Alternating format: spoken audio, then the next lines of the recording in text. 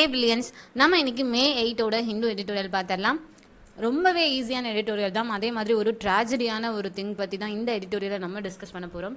S, அது என்னன்னு பார்த்தீங்கன்னா டாக்ஸிக் டிசாஸ்டர் ஆன் விசாகப்பட்டினம். வைசாக்ல நம்ம கேள்விப்பட்டிருப்போம். ரொம்பவே எல்லாத்தையுமே சோகத்தில் ஆழ்த்தின ஒரு நியூஸ் நேற்று அது. அதாவது ஆந்திர பிரதேஷில் கோபாலப்பட்டினம் அப்படிங்கிற ஏரியாவில் இருக்கக்கூடிய ஒரு பிளான்ட்டில், மேனுஃபேக்சரிங் பிளான்ட்டில் ஸ்டெரின் அப்படிங்கிற ஒரு டாக்ஸிக் கேஸ் வந்து லீக் ஆகிடுச்சு. ஸோ அதனால வந்து நிறைய உயிர்கள் வந்து போயிடுச்சு. அதே மாதிரி நிறைய பேர் வந்து அன்கான்ஷியஸ் ஆகிட்டாங்க. அவங்களுக்கு பார்த்தீங்கன்னா ரொம்பவே இன்னைக்கு நாளைக்கு மட்டும் இல்லை, தொடர்ந்து இன்னும் 10 வருடங்கள் 15 வருடங்கள் ஆனால் கூட அவங்களுக்கு வந்து எஃபெக்ட் எப்பவுமே ரொம்ப ஜாஸ்தியாக இருக்கும்னு சொல்கிறாங்க. ஸோ அந்த மாதிரியான ஒரு சோகமான ஒரு நிகழ்ச்சியை தான் வந்து இந்த எடிட்டோரியலில் பேசியிருக்காங்க. ஸோ நம்ம எடிட்டோரியல் படிக்கிறதுக்கும் ஈஸியாக இருக்கும். வெக்காபுலரிஸும் இதில் கொஞ்சம் கம்மியாக தான் இருக்குது. ஸோ இப்போ நீங்கள் புதுசாக ஸ்டார்ட் பண்ணியிருக்கீங்க அப்படின்னா கண்டிப்பாக இந்த எடிட்டோரியல் உங்களுக்கு ரொம்ப யூஸ்ஃபுல்லாக இருக்கும். ஓகே, டைட்டில் பாருங்கள். Toxic disaster on Visakhapatnam gas leak. அதான் டாக்ஸிக்னா விஷம் அப்படின்னு சொல்லி அர்த்தம். டிசாஸ்டர்னா பேரழிவு. ஸோ இந்த மாதிரி ஒரு பேரழிவு ஏற்படுத்தக்கூடிய அந்த டாக்ஸிக்கான கேஸ் லீக்கேஜ் ஆகிடுச்சு விசாகப்பட்டினத்தில். அதை தான் டைட்டிலாக கொடுத்துருக்காங்க. அடுத்து சப்டைட்டில் பாருங்கள், ரெட் கலரில் இருக்கு இல்லையா. அந்த gas leak tragedy is reminder that safety is paramount when existing the lockdown அப்படின்னு இருக்காங்க. அதில் இந்த பேரமௌண்ட் அப்படின்னா என்னென்னு பார்த்தீங்கன்னா மிகவும் முக்கியமான, சுப்ரீம் இம்பார்ட்டன்ட், வெரி இம்பார்ட்டன்ட் அப்படிங்கிற ஒரு விஷயத்தை தான் பேரமௌண்ட்னு சொல்லி மென்ஷன் பண்ணுவாங்க. ஸோ இந்த இந்த லாக்டவுன் போயிட்டுருக்க இந்த சமயத்தில் சேஃப்டிங்கிறது எந்த அளவுக்கான ஒரு முக்கியமான ஃபேக்டர் அப்படிங்கிறத நமக்கு நினைவுபடுத்தியிருக்கு இந்த கேஸ் லீக்குக்கான ட்ராஜடி, சோகமான ஒரு விஷயம் அப்படின்னு சொல்லியிருக்காங்க. இப்போ நம்ம எடிட்டோரியலுக்குள்ளே போயிடலாம். The disastrous leak of a toxic chemical that has killed several people and left 100 sick near Visakhapatnam in Andhra Pradesh comes as a shock to a nation struggling to cope with the prolonged lockdown.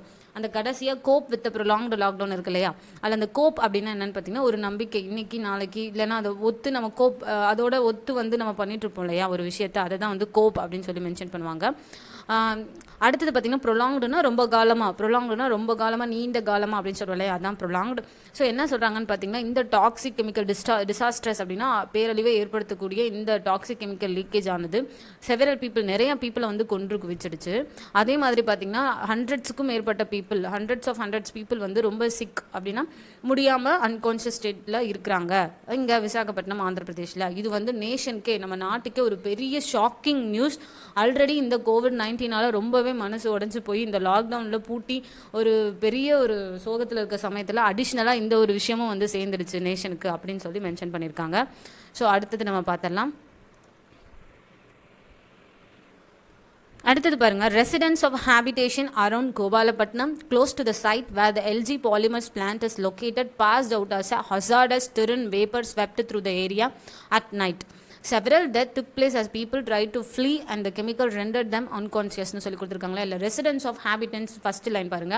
ஹேபிடேஷன்ஸ்னால் ஒன்றும் இல்லை, ரெசிடென்ட்ஸ்னால் தங்குமிடம், ஹேபிடேஷன்னா அந்த இடத்துல தங்கி இருக்கிறவங்க, வாழ்ந்துட்டு இருக்கிறவங்க, அவங்கள தான் ஹேபிடேஷன்ஸ்னு சொல்லுவாங்க. ஸோ இந்த கோபாலப்பட்டினம் அப்படிங்கிற ஏரியா பார்த்தீங்கன்னா இந்த எல்ஜி பாலிமர் பிளான்ட் இருக்கு இல்லையா, அந்த பிளான்ட்டுக்கு பக்கத்தில் இருக்கக்கூடிய ஒரு ஏரியா. இந்த எல்ஜி பாலிமர் பிளான்ட்டில் அவங்க முக்கியமாக என்ன பண்ணுறாங்கன்னு பார்த்தீங்கன்னா இந்த ஸ்டெரின் அப்படிங்கிற கெமிக்கலை வச்சு, இந்த ஸ்டெரின் அப்படிங்கிற கெமிக்கல் வந்து எப்படி இருக்கும் அப்படின்னு பார்த்தீங்கன்னா, ஒரு நிமிஷம்.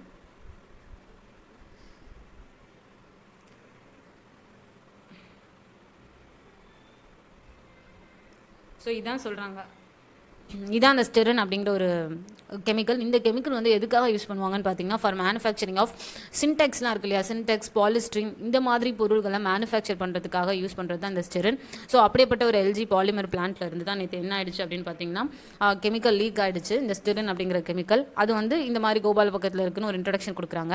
அது திரும்பவும் அதே பேசுகிறாங்க. Several death took place as people tried to flee அப்படின்னு சொல்லி இருக்கு இல்லையா, அந்த ஃப்ளீ ரெண்டட் அன்கான்ஷியஸ். இது வந்து உங்களுக்கு ஏற்கனவே தெரிஞ்சிருக்கும், இருந்தாலும் சொல்கிறேன். ஃப்ளீ அப்படின்னா தப்பி ஓடுறது, ஏதோ ஒரு விஷயம் நடந்துருச்சு, ஒரு டேஞ்சர், ஒரு ஃபியர் அப்படின்னா தப்பி ஓடுறோம் இல்லையா, அதுதான் ஃப்ளீ. அடுத்தது பாருங்கள், வேறு என்ன ரெண்டர்டுன்னு இருக்கு இல்லையா. ரெண்டர்ட் அப்படின்னு பார்த்தீங்கன்னா நீங்கள் வந்து பர்டிகுலராக ஒரு மீனிங், டைரக்ட் தமிழ் மீனிங் பார்த்தீங்கன்னா வழங்கப்பட்டதுன்னு அர்த்தம். ஆனால் எப்படி நீங்கள் பொருத்தி பார்க்கணுன்னா இந்த இடத்துக்கு நீங்கள் இங்கிலீஷ் மீனிங் பாருங்கள். ரெண்டர்ட் அப்படின்னா to cause someone or something to be in a particular state.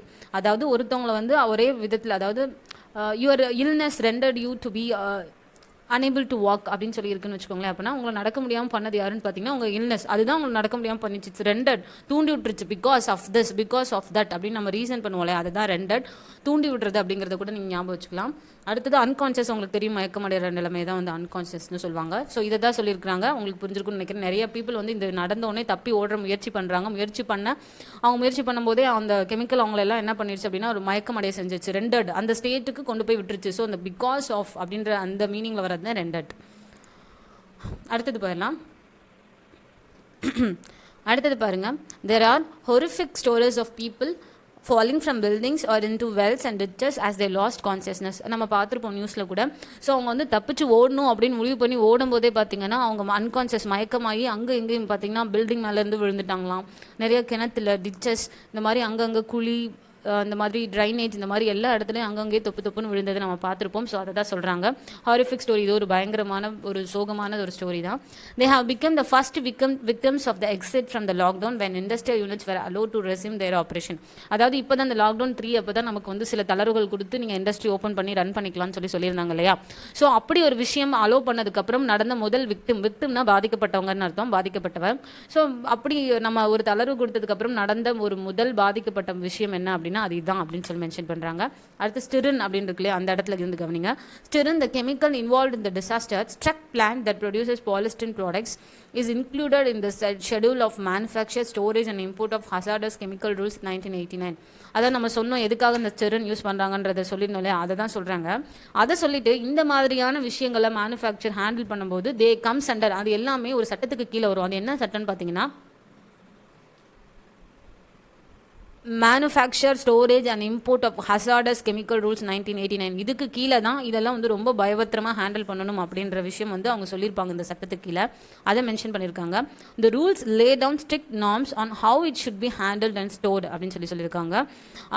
உங்களுக்கே தெரியும் இந்த ரூல் வந்து லே டவுன் என்னத்தை வரையறுத்திருக்காங்க. லே டவுன் அப்படின்னா என்ன சொல்ல வராங்க, என்னத்தை வரையறுத்திருக்காங்க அப்படின்னு பார்த்தீங்கன்னா லே டவுன் ஸ்ட்ரிக்ட் நார்ம்ஸ், எதை பற்றின strict norms on how it should B handle and store. இந்த மாதிரியான டாக்ஸிக் விஷயங்களெல்லாம் எப்படி நீங்கள் ஹேண்டில் பண்ணணும், எப்படி ஸ்டோர் பண்ணணும் அப்படிங்கிறத அந்த சட்டம் வந்து முன்மொழிஞ்சிருக்கு, வரையறுத்திருக்கு அப்படின்னு சொல்லியிருக்காங்க. அடுத்தது பாருங்க, although it will take an inquiry to establish what caused the incident, the company and the state government knew that the chemical was hazardous, characterized by poor stability under a variety of conditions that could even lead to explosive situations அப்படின்னு சொல்கிறாங்க. அதாவது enquiry அப்படின்னு highlight பண்ணியிருக்கோம்ல, அது ஒன்றுமேல நமக்கு தெரியும்ல, விசாரணை. என்கொயரின்னு நம்ம படிச்சிட்டோம்ல, அதான் அதோட ஸ்பெல்லிங் பார்த்தீங்கன்னா இதுதான். ஸோ என்ன சொல்லியிருக்காங்கன்னு பார்த்தீங்கன்னா, ஓகே எப்படியும் என்கொயரி வரப்போகுது, இந்த இன்சிடென்ட்டுக்கு என்ன காரணம்னு விசாரிக்க போகிறாங்க. அதுக்கு முன்னாடி அந்த கம்பெனி ஆகட்டும், ஸ்டேட் கவர்மெண்ட் ஆகட்டும், எல்லாத்துக்குமே தெரியும் இந்த கெமிக்கல் வந்து ஒரு டேஞ்சரானது. ஹசார்டஸ் அப்படின்னா டேஞ்சரானதுன்னு உங்கள் எல்லாத்துக்குமே தெரியும். அப்படி தெரிஞ்சும் இதை வந்து ஒரு புவர் நிலைப்பாட்டோட, ஒரு ரொம்ப புவரான ஒரு நிலைப்பாட்டோட, வெரைட்டி ஆஃப் கண்டிஷன்ஸ், நீங்கள் என்ன வேணால் கண்டிஷன்ஸ் கீழே வச்சு எப்படி வேணால் நடத்துறது பார்த்தீங்கன்னா ஈவன் லேட்டு அந்த மாதிரி நீங்கள் ஒரு கவனம் கொடுக்காம நடத்துறீங்க அப்படிங்கன்னா இந்த விஷயம் வந்து ஒரு எக்ஸ்ப்ளோசிவ் சுச்சுவேஷனாக கூட வரும். அதாவது எக்ஸ்ப்ளோசிவ்னா வெடிக்கிறது அப்படின்னு சொல்லுவோம் இல்லையா, வெடிக்கிற பொருள் தான் எக்ஸ்ப்ளோசிவ்னு சொல்லுவோம். ஸோ அந்த மாதிரியான ஒரு பயங்கர, இப்போ லீக்கேஜுக்கே இந்த அளவுக்கு ஒரு எஃபெக்ட்னா நம்ம ஒரு எக்ஸ்ப்ளோசிவ்னா நீங்கள் நினச்சி பாருங்கள் என்ன ஆகும் அந்த இடம்ன்றது மட்டும். ஸோ அந்த அளவு கூட கொண்டு போய் விட்டுரும் அப்படிங்கிறது அந்த கம்பெனிக்கும் அந்த ஸ்டேட் கவர்மெண்ட்டுக்கும் நல்லாவே தெரியும் அப்படின்னு சொல்கிறாங்க. ஸோ இங்கேருந்து நம்ம படிக்க போகிறோம். It is also reasonable to assume that the safety mechanism built in to the storage structure of something so hazardous was either faulty or allowed to be overridden. Okay, நீங்கள் reason பண்ணுறது ஓரளவு ஒத்துக்கக்கூடிய விஷயம் என்னன்னு பார்த்தீங்கன்னா, அந்த கரெக்டாக ஸ்டோர் பண்ணி வைக்கணும் அப்படின்னு அந்த எக்ஸ்ப்ளோசிவ் டாக்ஸிக் மெட்டீரியல் இருக்கு இல்லையா, அதோட அந்த ஸ்டோரேஜ் ஸ்ட்ரக்சரில் ஏதோ ஒரு ஃபால்ட்டு, எதிர்பாராத விதமாக ஏதோ ஒரு ஃபால்ட், அப்படி இல்லைன்னா ஓவர் ரிட்டன் அப்படின்னு இருக்கு இல்லையா. ஓவர் ரிட்டன் அப்படின்னா என்னன்னு பார்த்தீங்கன்னா ஒரு விதியை மீறது, அதுதான் ஓவர் ரிட்டன் அப்படின்னு சொல்லுவாங்க, விதி மீறல்னு சொல்லுவோம் இல்லையா. ஸோ ஏதோ ஒரு விஷயம் நம்ம கரெக்டாக பண்ணது தெரியாமல் நடந்திருக்கலாம். ஸோ இதை வந்து கொஞ்சம் அக்செப்ட் பண்ணிக்கக்கூடிய ஒரு விஷயம் தான், இந்த ரீசனுக்கு கொஞ்சம் அக்செப்ட் பண்ணிக்கலாம் அப்படின்னு சொல்கிறாங்க. அடுத்தது பாருங்க, was the reopening work at the factory left to unskilled people, as some city officials have said? These aspects must be probed in the inquiry to fix accountability அப்படின்னு சொல்லியிருக்காங்க. அதாவது இந்த ஃபேக்ட்ரி வந்து ரீஓப்பன், அதாவது லாக்டவுனில் கொஞ்சம் தளர்வுகளோடு ஓப்பன் பண்ணிக்கலாம்னு சொன்னதுனால அன்ஸ்கில்டு லேபர்ஸ், அது இந்த விஷயங்களெல்லாம் ஹேண்டில் பண்ண தெரியாத பீப்புள்ஸை வச்சு ஃபேக்ட்ரியை ரன் பண்ணாங்களா? இன்னும் வந்து இது தெளிவான விஷயம் கிடையாது, பட் பேசிக்குவாங்க இல்லையா, இல்லை சில அஃபிஷியல்ஸ் வந்து சொல்லுவாங்க இல்லையா மறைமுக தகவல், அந்த மாதிரி மற்றவங்க சொல்கிறது உண்மையா, அன்ஸ்கில்டு லேபரை வச்சு தான் ரன் பண்ணாங்களா அப்படின்னு சொல்லி கேட்குறாங்க. These aspects must be probed in the inquiry to fix accountability அப்படின்னு சொல்கிறாங்க. கடைசி லைன் படிச்சுட்டு இருக்கேன். These aspects must be propped அப்படின்னா பார்த்தீங்கன்னா ஒரு விஷயத்தை எக்ஸாமைன் பண்ணுறது, அதாவது எது தப்பு எது ரைட்டுன்னு ஆராய்ச்சி பண்ணுவாங்களே, எக்ஸாமைன் பண்ணுறது, அதுதான் ப்ராப்ட். ஸோ இந்த விஷயம் வந்து கண்டிப்பாக எக்ஸாமைன் பண்ணணும் இந்த என்கொயரியில், ஏன்னா அப்போ தான் நமக்கு உண்மை வரும் அப்படின்னு சொல்லி சொல்கிறாங்க. அடுத்தது என்னன்னு பார்த்தீங்கன்னா, the Andhra Pradesh government must focus immediately on the medical needs of those who have been grievously affected by the gas leak. அந்த grievously அப்படின்னா என்னன்னு பார்த்தீங்கன்னா ரொம்ப சீரியஸாக ரொம்ப அஃபெக்ட் ஆகிருக்கிற விஷயத்தை தான், வெரி சீரியஸ், அதுதான் கிரீவியஸ்லின்னு சொல்லுவாங்க. ஸோ இந்த ஆந்திர பிரதேஷ் கவர்மெண்ட் வந்து கண்டிப்பாக ஃபோக்கஸ் பண்ணணும் இமீடியட்டாக. எதுலன்னு பார்த்தீங்கன்னா இந்த ரொம்ப அஃபெக்ட் ஆன இந்த பீப்புள், இந்த கேஸ் லீக்கால் அஃபெக்ட் ஆனவங்களுக்கான மெடிக்கல் நீட்ஸை கரெக்டாக ப்ரொவைட் பண்ணுறதுல இப்போ ஆந்திர பிரதேஷ் கவர்மெண்ட் கவனம் செலுத்தணும்னு சொல்கிறாங்க. அடுத்தது which has inevitably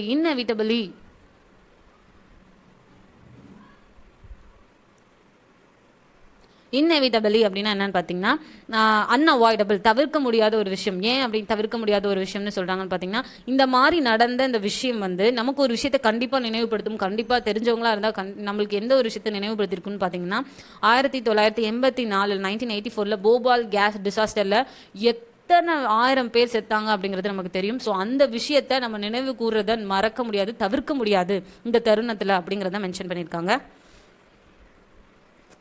as a harmful chemical sterin could have chronic effect beyond the immediate symptoms அப்படின்றாங்க. அதாவது இந்த harmful chemical sterin வந்து இப்போ அஃபெக்ட் ஆன பீப்புளுக்கு இமீடியட் சிம்டம்ஸ் கொடுக்கும், அதையும் தாண்டி நாள்பட்ட காயங்கள் நாள்பட்ட ப்ராப்ளம்ஸ் நிறைய கொடுக்கறதுக்கும் வாய்ப்பு இருக்குன்னு சொல்கிறாங்க. International safety literature cites it as a substance that may cause cancer. there is thus no safe limit for exposure to it அப்படின்னு சொல்லியிருக்கிறாங்க. எக்ஸ்போஷர் அப்படின்னா என்னன்னு பார்த்தீங்கன்னா, ஒரு விஷயத்தை வந்துட்டு வெளிக்காட்டுதல், அதாவது the state of having no protection from something harmful, அதாவது ஒரு ஹார்ம்ஃபுல்லான விஷயத்துக்கு எந்த விதமான தடுப்புகளும் இல்லாத இருக்கிறது தான் எக்ஸ்போஷர்னு சொல்லுவாங்க. இன்னொன்று டைரக்ட் தமிழ்னு பார்த்தீங்கன்னா வெளிக்காட்டுதல், அதுதான் வந்து எக்ஸ்போஷர்.